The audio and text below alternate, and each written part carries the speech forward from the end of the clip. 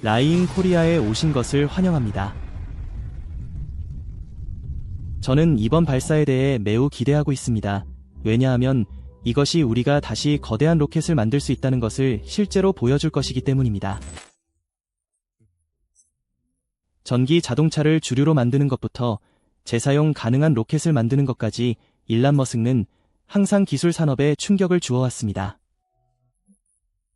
이제 기술 억만장자는 인간을 지구에서 화성까지 30분 만에 데려갈 강력한 엔진을 공개하여 다시 한번 세상을 놀라게 할 계획입니다.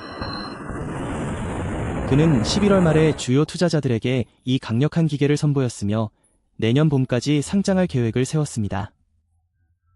이 엔진은 어떤 종류이며 어떻게 그렇게 불가능한 위협을 달성할 수 있을까요? 일란의 새롭고 강력한 엔진을 탐구하는 데 참여하세요.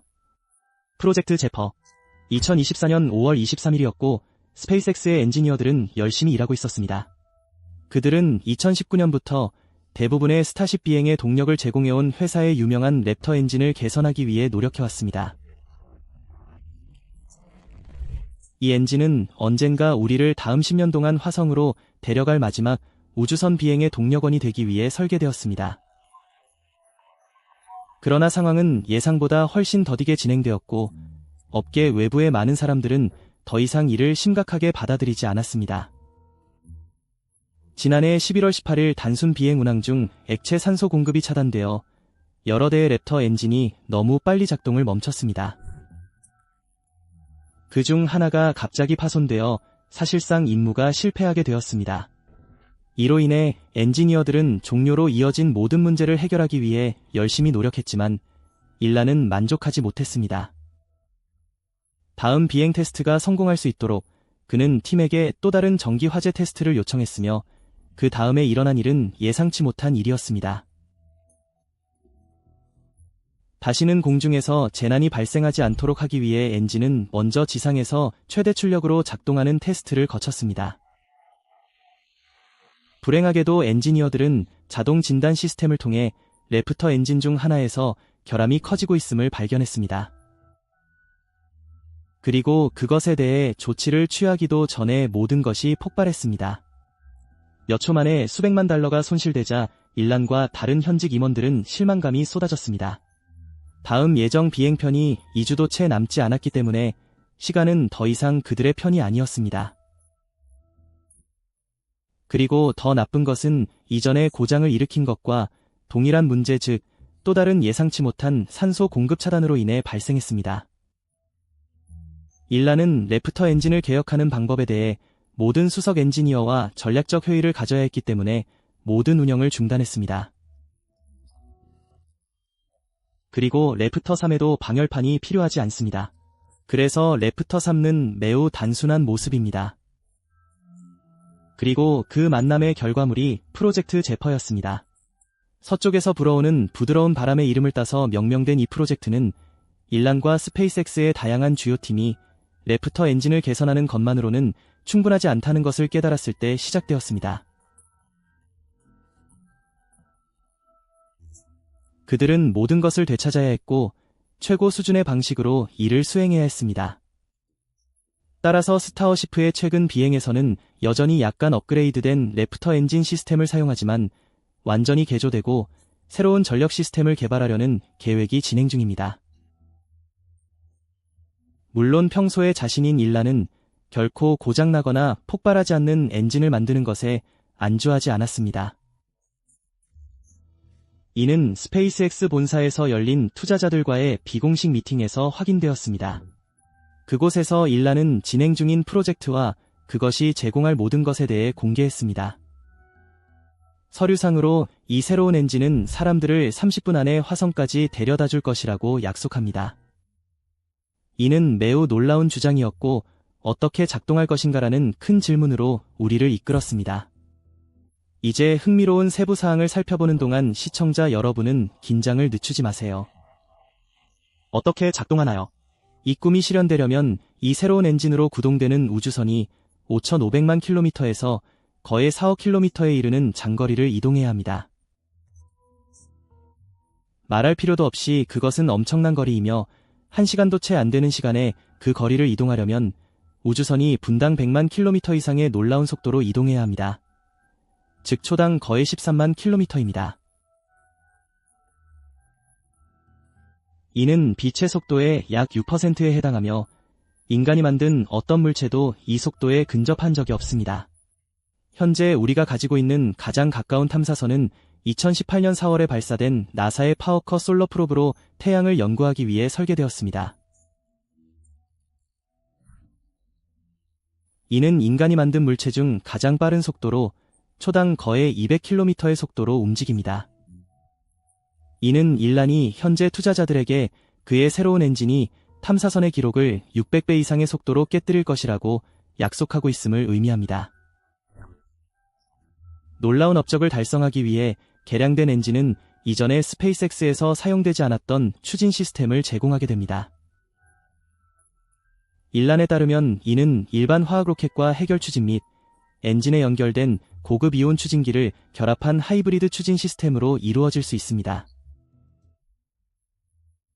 래프터 엔진의 이전 모델과는 달리 이 새로운 엔진은 추진 모드와 발전 모드의 두 가지 모드로 작동합니다. 추진 모드에서 엔진은 평소와 같이 작동하여 기본 기능과 조종에 필요한 모든 추력을 제공합니다. 반면 발전 모드에서는 모든 작업이 이루어지며 그 과정은 스페이스X가 과거에 시도한 것과는 상당히 다릅니다. 엔진이 추진 모드로 작동하기 때문에 당연히 많은 열이 발생합니다. 이 열은 열 교환기 시스템에 의해 포집되어 액체 나트륨을 포함한 2차 루프로 전달됩니다. 뜨거운 액체는 원자로를 제어하고 가동하는 데 필요한 전기를 생산하는 대체 발전기를 구동하는 데 사용됩니다. 이륙을 위해 엔진은 여전히 액체 메탄과 액체 산소를 사용하여 이전과 같이 지구의 중력을 탈출하는 데 필요한 추력을 제공합니다. 이를 위해 모든 엔진이 동시에 작동합니다. 스타쉽이 우주에 도착하면 다음 단계가 즉시 시작됩니다. 이 다음 단계는 해결 추진을 달성하기 위해 엔진으로 구동되는 내장형 원자로에 의해 이루어집니다. 원자로에 열이 가해진 수소가 매우 높은 온도에 도달하면 가스가 팽창하여 고압 노즐을 통해 분출되어 추가적인 추력을 생성합니다. 이 추진력은 우주선이 정해진 시간에 화성에 도착하기 위해 필요한 속도로 이동하는데 필요한 힘을 제공합니다. 그러나 지구 대기권 내에서 이러한 속도로 이동하는 것은 매우 위험하기 때문에 우주에 도착한 이후에만 수행됩니다.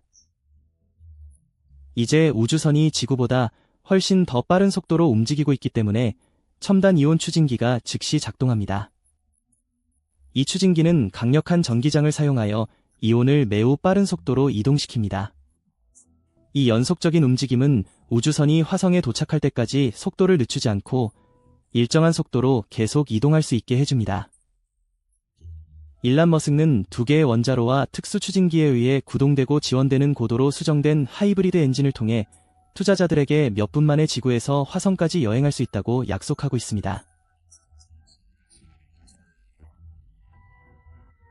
그러나 이 계획이 서류상으로는 인상적이지만 그의 이전 엔진처럼 폭발하지 않을 것이라는 확신은 어떻게 가질 수 있을까요? 알아봅시다. 필수 요소, 구조 및 열 고려사항. 인간을 화성에 보내기 위해 새로운 엔진을 장착한 스타쉽 우주선은 오늘날 우리가 사용하는 우주선과는 많이 다를 것입니다. 그리고 일란이 밝혀낸 모든 것에 따르면 우주선의 구조는 탄소 나노튜브 및 그래핀 복합재와 같은 매우 진보된 재료로 제작될 것입니다. 결국 이러한 재료는 매우 가볍고 강하며 그렇게 빠른 속도로 이동하는 극한의 힘을 견딜 수 있습니다. 이처럼 일란은 구조적 결함으로 인해 우주에서 발이 묶이는 악몽을 피하기 위해 매우 효율적으로 설계될 것이라고 약속합니다. 물론 화성으로 사람들을 수송하려면 승무원의 생명을 유지할 수 있는 좋은 시스템이 필요합니다. 우주를 여행하는 것은 신나는 경험이지만 안전하다고 할 수는 없습니다. 유해한 우주선부터 파괴적인 방사성 입자까지 승무원을 제대로 보호하지 않으면 여러 가지 문제가 발생할 수 있습니다. 승무원의 안전을 보장하기 위해 일란은 보호를 위해 수소가 풍부한 재료를 사용할 것을 제안합니다. 연구 결과에 따르면 이들 재료는 방사선을 쉽게 흡수하는 물과 맞춤형 플라스틱이 포함되어 효과가 있는 것으로 입증되었습니다. 예상치 못한 우주 방사선의 폭발이 물질에 비해 너무 강할 경우 승무원은 우주선의 특수 대피소로 피신할 수 있습니다. 우주 여행은 매우 까다로울 수 있으며 특히 목적지가 지구에서 5천만 킬로미터 이상 떨어진 행성인 경우에는 더욱 그렇습니다.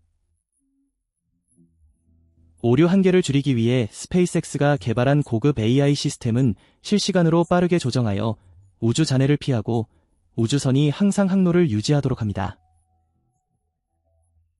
일라는 스페이스X가 승무원이 여행 내내 지구와 연락을 유지할 수 있도록 최고의 통신 기술을 사용할 것이라고 약속합니다. 이런 방식으로 지구의 엔지니어들은 우주선을 모니터링하고 필요할 때 지원할 수 있습니다. 일라는 오늘날 우리가 가진 어떤 시스템보다도 훨씬 더 나은 통신 시스템을 약속했습니다. 현재 기술로는 하나의 메시지가 지구로 돌아오는데 5분 이상 걸릴 수 있습니다. 통신 지연을 더욱 줄이기 위해 해당 임무에 특화된 위성 중계 네트워크가 설치됩니다. 1분 이내에 메시지를 주고받을 수 있도록 모든 것이 준비되어 있습니다. 일라는 그의 과학자, 조종사 및 엔지니어 팀이 다양한 위치에서 문제를 해결하기 위해 열심히 노력하고 있다고 투자자들에게 약속했습니다. 스페이스X의 새로운 엔진을 수용할 우주선의 특성과 질량을 모사하기 위해 다양한 프로토타입을 사용하여 지속적인 테스트가 이루어집니다. 그러나 우리가 보게 될 것처럼 일란의 아이디어는 서류상으로는 잘 작동하지만 그의 계획에는 많은 문제가 있어 상황이 그렇게 간단하지는 않습니다. 그중 몇 가지를 살펴보겠습니다. 프로젝트 제퍼의 도전과 좌절, 승무원이 안전하게 도착하도록 보호, 구조, 열 및 필수 시스템을 마련했더라도 여전히 고려해야 할 몇 가지 다른 문제가 있습니다. 우선 초당 10만 킬로미터 이상의 속도로 화성으로 여행하는 것은 우주 비행사들에게 치명적인 힘에 노출될 수 있습니다. 이러한 잠재적으로 치명적인 힘을 지포스라고 부릅니다. 우리는 가끔 그런 힘을 경험하지만 결코 즐겁지 않습니다. 이를 잘 보여주는 예가 롤러코스터입니다. 라이딩 속도가 증가하거나 감소함에 따라 이러한 힘을 체감하게 됩니다. 이러한 힘은 움직이는 방향에 따라 더 가볍거나 무겁게 느껴집니다. 가장 급격한 회전과 루프 중에 좌석이 거꾸로 뒤집힐 때 밀려나거나 끌려가는 느낌을 받게 됩니다. 재미있으면서도 동시에 사람들을 아프게 만들 수 있습니다. 이제 여러 번 동시에 그 느낌을 겪는다고 상상해보세요. 그것은 그렇게 빠른 속도로 화성을 여행하는 것과 같을 것입니다. 그리고 전투기 조종사와 우주 비행사들은 이를 견디기 위해 몇 달간 비슷한 훈련을 거치지만 그렇게 짧은 시간에 화성까지 가는데 필요한 훈련에는 미치지 못합니다. 인체는 이로 인한 스트레스를 감당할 수 없어 이러한 힘은 우주에 간 사람이 경험한 것보다 훨씬 더 극심합니다. 이로 인해 신체적 손상으로 심각한 심혈관 문제가 발생할 가능성이 높습니다. 그리고 우리는 아직 미세중력에 대해 언급하지 않았으니 이는 단지 표면적인 부분에 불과합니다. 이동시간은 1시간 이하이지만 30분이면 인체가 치명적인 증상을 겪기 시작할 만큼 충분한 시간입니다. 특히 그런 속도로 이동할 때 더욱 그렇습니다. 우주선이 지구의 중력을 벗어나는 순간 체내의 많은 체액이 자리에서 벗어나기 시작합니다. 더 나은 이해를 돕기 위해 여기에 좋은 예가 있습니다. 오늘날 대부분의 우주 임무에서 우주 비행사들은 중력 부족으로 인해 혈액이 머리로 몰리면서 가만히 있을 때마다 머리가 액체로 가득 차는 듯한 느낌을 받는다고 보고합니다.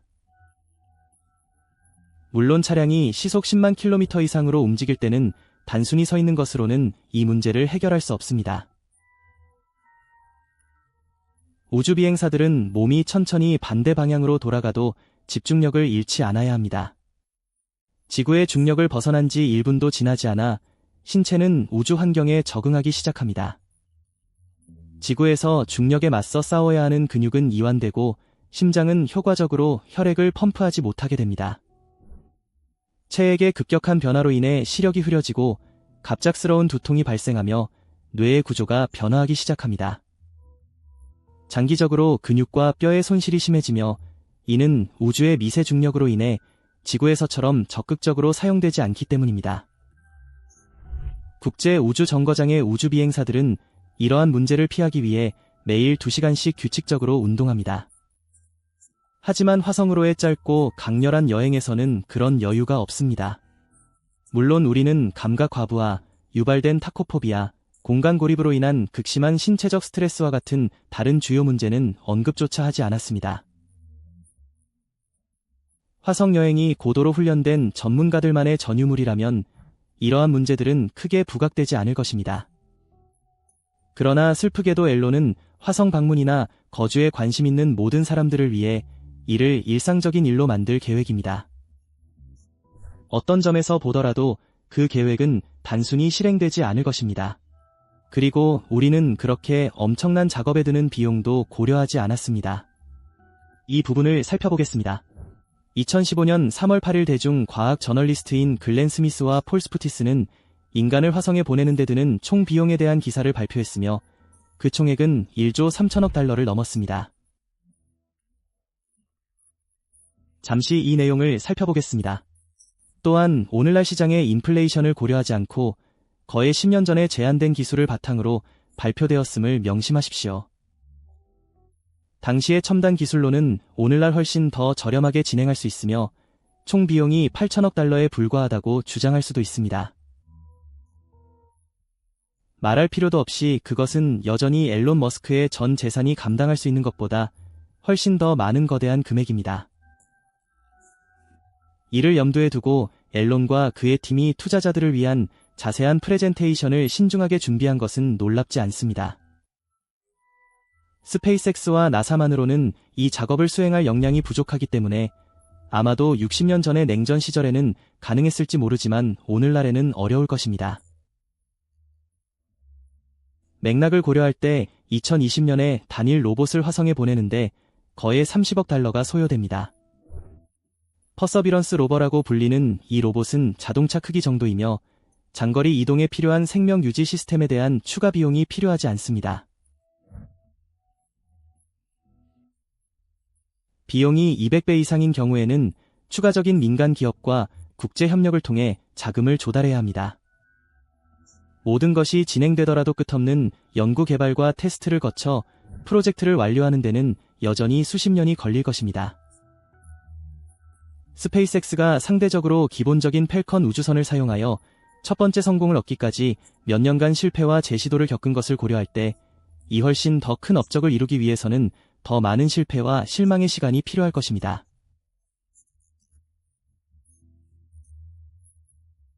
우주선은 지구에서 제작되고 테스트되어야 하며 새롭게 개편된 발사시설에는 추가 비용이 발생할 것입니다. 이것이 실패할 경우 총 손실액은 투자자와 납세자 모두에게 큰 타격이 될 것입니다.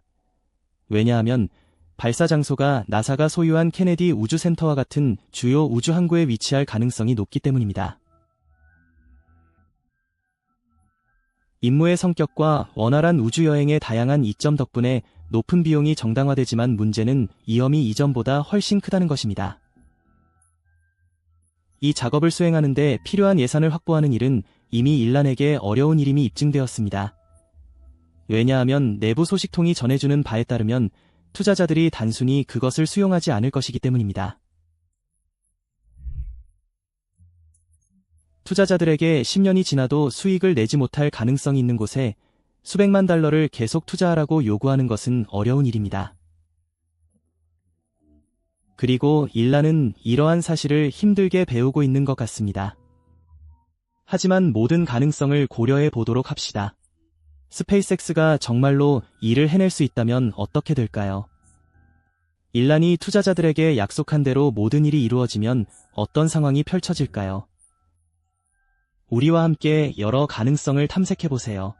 우주혁명.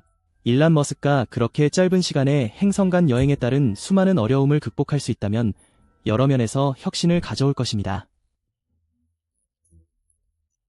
이는 이전에 볼 수 없었던 과학과 기술의 혁명을 이끌어낼 것입니다. 한때 공상과학 소설로 여겨졌던 많은 것들이 현실로 다가올 것이며 다양한 회사들이 프로젝트 제퍼와 유사한 기술을 일상 제품에 적용하려고 시도함에 따라 더욱 두드러질 것입니다. 이는 문화와 사회에 대규모 변화를 가져와 우주에 대한 우리의 이해를 높여줄 것입니다. 시간이 지나면서 우주 여행은 훨씬 더 저렴해질 것입니다. 그리고 인란이 붉은 행성을 식민지화하는 목표를 둔 만큼 상황이 우리가 생각하는 것만큼 나쁘지 않을 것입니다. 지구에서의 에너지 생산은 오늘날 우리가 익숙한 것과는 크게 달라질 것이며 이는 다른 분야에서도 큰 발전을 이끌어낼 것입니다. 우주 산업은 엄청난 발전을 이룰 것입니다. 빠른 우주 여행에 대한 수요가 증가함에 따라 우주 관광을 시작하겠다는 지속적인 계획에 따라 새로운 일자리 기회가 창출될 것입니다. 화성에 대해서는 우리는 행성이 어떻게 형성되었는지에 대해 더 잘 이해하게 되고 과거와 현재의 생명체에 대한 증거를 발견하며 우주의 기원에 대한 더 많은 발견으로 이어질 것입니다. 문화적 관점에서 화성 여행은 과학적 한계와 공학에 대한 새로운 통찰을 가진 차세대 몽상가들에게 영감을 줄 것입니다. 그러나 정치적 측면에서는 상황이 크게 달라져 잠재적으로 또 다른 냉전이 시작될 수 있습니다. 미국의 주요 우주 탐사는 다른 많은 분야보다 잠재적으로 앞설 것입니다. 새로운 형태의 국제 경쟁이 등장할 것이며 이는 오늘날 생각하기에는 매혹적이지만 두려운 일입니다. 슬픈 사실은 이러한 일이 실제로 발생할지 아무도 확실히 알 수 없다는 것입니다. 그리고 인란이 몇 년 동안 이를 발표하지 않으면 투자자들이 이를 거부할 가능성이 높습니다. 그럼에도 불구하고 수백만 명의 우주 애호가들은 인란이 우주 탐사의 미래를 위해 어떤 계획을 세우고 있는지 기대하며 기다리고 있습니다. 그래서 당신은 어떻게 생각하시나요? 스페이스X가 이 엔진을 만들 수 있을까요? 아니면 그들이 무시하고 다시는 언급하지 않는 또 다른 큰 실패가 될까요?